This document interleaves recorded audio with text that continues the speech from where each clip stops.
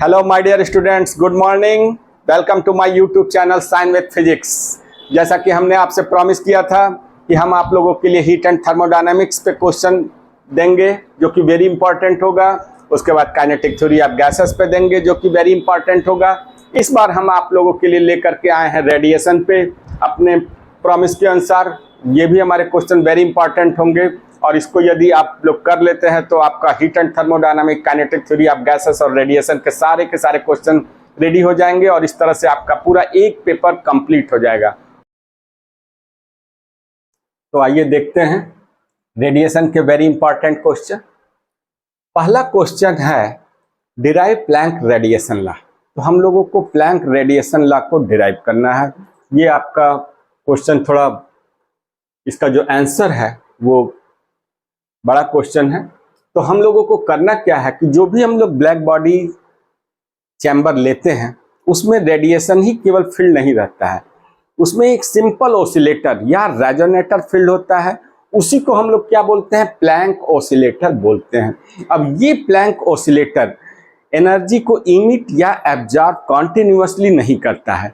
ये हमारा जो रेजोनेटर है या सिंपल ऑसिलेटर या हम लोग इसको प्लैंक ऑसिलेटर बोल रहे हैं, ये एक पर्टिकुलर फॉर्म में रहता है, पर्टिकुलर फ्रीक्वेंसी का रहता है जिसको कि हम लोग क्वांटा या फोटॉन कहते हैं। तो हमें ब्लैक बॉडी चैम्बर के अंदर जो number of photon per unit volume या एनर्जी पर यूनिट वॉल्यूम या total number of oscillator per unit volume, जिसको कि हम एनर्जी डेंसिटी बोलेंगे, एक पर्टिकुलर फ्रीक्वेंसी का, वो हमें फाइंड करना है। और वो हमारी एनर्जी डेंसिटी की जो वैल्यू आएगी उसी को हमें यहाँ पे निकालना है। तो उसकी वैल्यू आ जाएगी जो कि हमारा पर्टिकुलर फ्रीक्वेंसी है के रेंज में रहेगा ई न्यू डी न्यू। यही हमारी एनर्जी डेंसिटी रहेगी जिसको कि हम लोग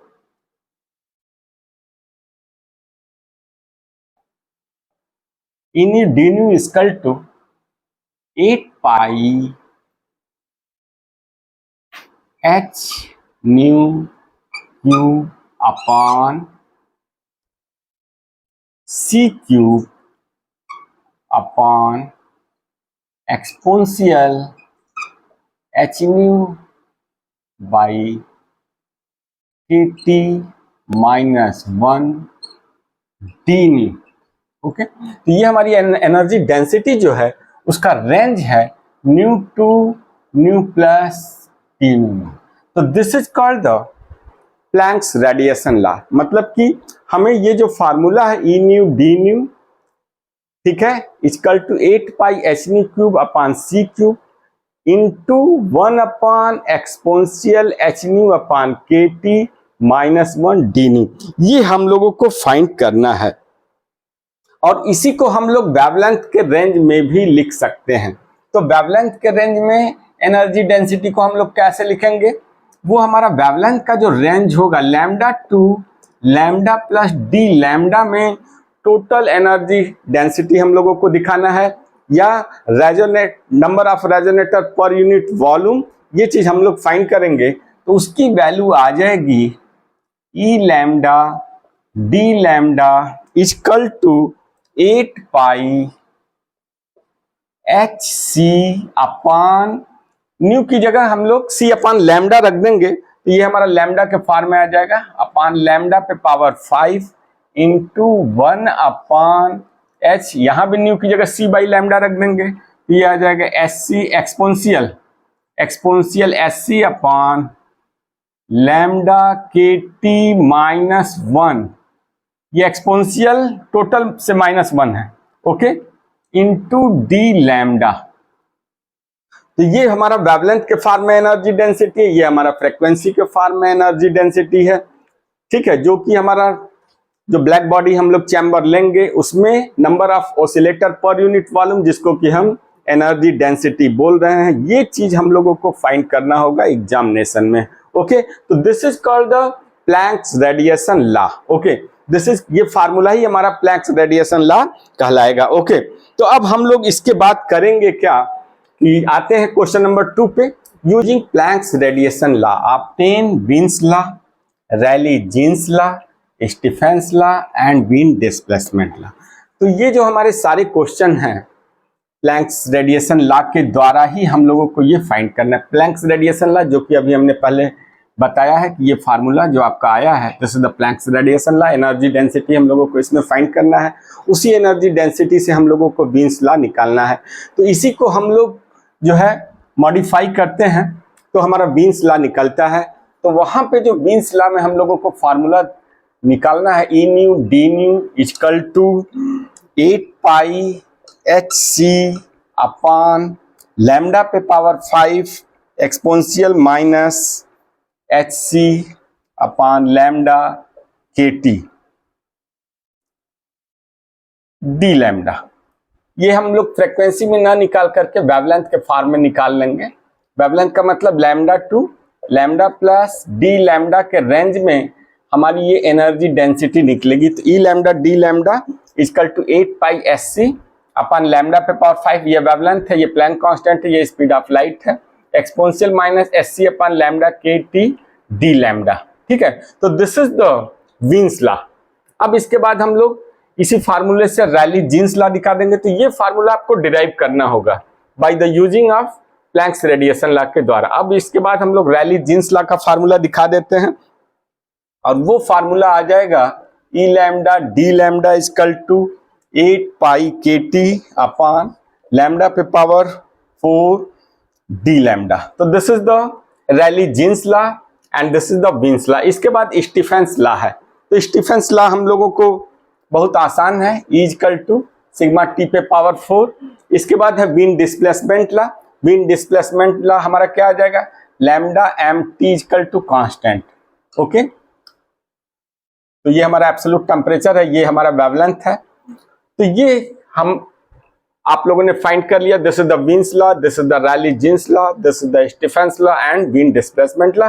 ये सारे का डेरिवेशन जो है हम लोग इससे या इससे ही करेंगे और इसको हम लोग दिखा देंगे। तो इसके लिए हमें प्लैंक्स रेडिएशन लॉ अच्छे से आना चाहिए निकालना, क्योंकि इसी का यूज अगर ये हमने अच्छे से निकाल लिया तो इसी का यूज करके हम आसानी से ये सारे फार्मूले को डिराइव कर सकते हैं। कभी कभी क्या होता है कि एग्जामिनेशन में पर्टिकुलर बोल देता है कि डिराइव द वीन्स लॉ या derive the Rayleigh Jeans law, केवल पर्टिकुलर एक फार्मूला कह देगा, या डिराइव द स्टीफेंस लॉ या विंड डिस्प्लेसमेंट लॉ। तो हम लोग कोई एक इसमें से डिराइव करके दिखा देंगे। तो ये हमारा जो है वो क्वेश्चन नंबर 2 भी कंप्लीट हो जाएगा। ओके, अब इसके बाद है question number 3, explain the distribution of energy of A black body at a different temperature by drawing the graph. तो अब हम लोगों को जो ब्लैक बॉडी रेडिएशन हम लोग लेकर के चल रहे हैं, उस ब्लैक बॉडी का मतलब कि वो ऑल एनर्जी को एब्जॉर्ब कर सकता है और या उसको इमिट कर सकता है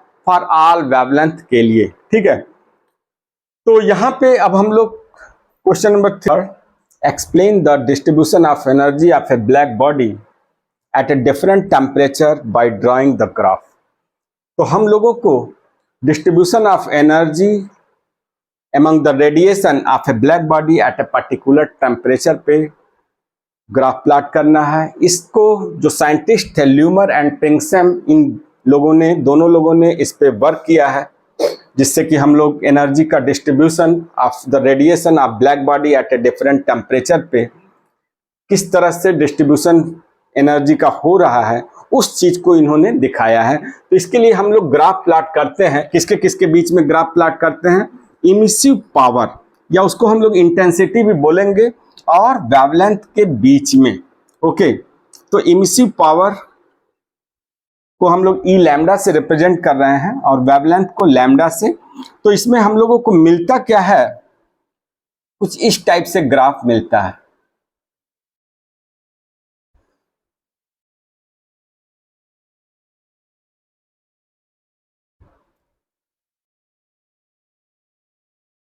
अब इसी ग्राफ के बारे में हम लोगों को बताना है और ये हमारा डिफरेंट टेम्परेचर पे ये हम लोग ग्राफ प्लॉट करते हैं और इस एक्स एक्सिस पे वेवलेंथ ले लेते हैं और वाई एक्सिस पे इंटेंसिटी ऑफ द रेडिएशन या हम लोग उसको इमिसिव पावर बोलेंगे, उसके बीच में हम लोग ग्राफ प्लॉट करते हैं। और यहाँ पे हम लोग डिफरेंट टेम्परेचर ले लेंगे। तो वो टेम्परेचर हमारा है 904 केल्विन।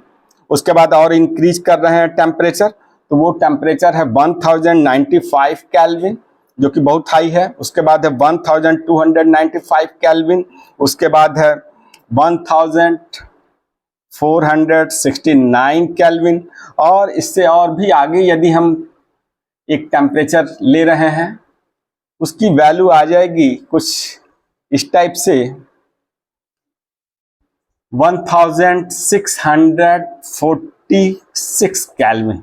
तो ये डिफरेंट टेम्परेचर पे हम लोगों को ये ग्राफ मिल रहा है। अब इस ग्राफ के बारे में हम लोगों को एक्सप्लेन करना है। तो हम लोग क्या देख रहे हैं कि एनर्जी का डिस्ट्रीब्यूशन जो है वो कॉन्टिन्यूअस नहीं हो रहा है।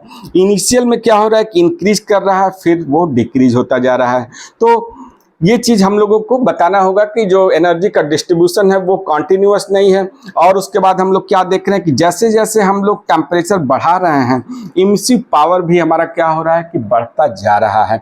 तो शुरू में क्या हो रहा है कि वेवलेंथ इंक्रीज कर रहे हैं तो इमिसिव पावर हमारा इंक्रीज कर रहा है, फिर उसके बाद एक पर्टिकुलर वेवलेंथ पे हमें मैक्सिमम मिल रहा है, और उसके बाद जैसे जैसे हम लोग वेवलेंथ और बढ़ा रहे हैं तो इमिसिव पावर जो है वो डिक्रीज होता चला जा रहा है। तो और इसी से हम लोग जो है बीन्स लॉ भी डिराइव कर लेंगे। बीन्स लॉ जो है वो lambda M T equal to constant. Lambda M यहाँ पे ये वेवलेंथ है जहाँ पे हमारा इमिसिव पावर मैक्सिमम है, उस पे ये वेवलेंथ को रिप्रेजेंट कर रहा है लैम्डा एम, ठीक है। और ये हमारा टेम्परेचर है, एब्सोल्यूट टेम्परेचर। इसका मतलब क्या है कि टेम्परेचर बढ़ा रहे हैं तो पर्टिकुलर वेवलेंथ जो है वो हमारा डिक्रीजिंग की तरफ शिफ्ट करता जा रहा है। तो this is the wins displacement law. Okay, तो ये हो गया क्वेश्चन नंबर 3। इसके ग्राफ को हम लोगों को बता देना है, इसके बारे में जो भी पॉइंट्स हैं। इसके बाद है question number 4, state and explain Kirchhoff law. तो किरचॉफ लॉ के बारे में हम लोगों को बताना है। तो किरचॉफ लॉ में हम लोग क्या देखते हैं कि ratio of the emissive power to the absorptive power at a particular wavelength at a particular temperature is constant for all body, okay, and its value is E lambda upon A lambda. This is equal to constant, okay, and this constant is also equal to emissive power of a perfectly black body, okay. तो E lambda is equal to small e lambda upon A lambda। ये E lambda हमारा emissive power है किसी particular body का eight a particular temperature पे, और ये हमारा एब्जॉर्सिव पावर है एट ए किसी गिवन बॉडी का, okay. And this is always constant, and this constant is equal to the emissive power of a perfectly black body. तो this is the Kirchhoff law, okay. तो इस तरह से आपका जो है ये 4 क्वेश्चन कंप्लीट हुआ, और हम समझ रहे हैं कि ये 4 क्वेश्चन आपके वेरी इंपॉर्टेंट हैं फॉर द रेडिएशन के लिए। इस तरह से आपका जो थर्मोडायनामिक्स का टॉपिक था, और उसके बाद काइनेटिक थ्योरी ऑफ गैसेस था, उसके बाद रेडिएशन था, ये सारे इंपॉर्टेंट क्वेश्चन हमने लगातार 3 वीडियो में दिया है। अगर आप इस 3 वीडियो को रेडी कर लेते हैं तो heat and thermodynamic, kinetic theory of gases और रेडिएशन, ये सारे क्वेश्चन आपके रेडी हो जाएंगे, और जो आने वाला पेपर है वो आपका द बेस्ट होगा। Okay, best of luck. तो अब आप लोग इस वीडियो को देखते रहिएगा और इस पूरे क्वेश्चन को कंप्लीट कर डालिएगा, और इसको शेयर और सब्सक्राइब कर दीजिएगा। Okay, thank you.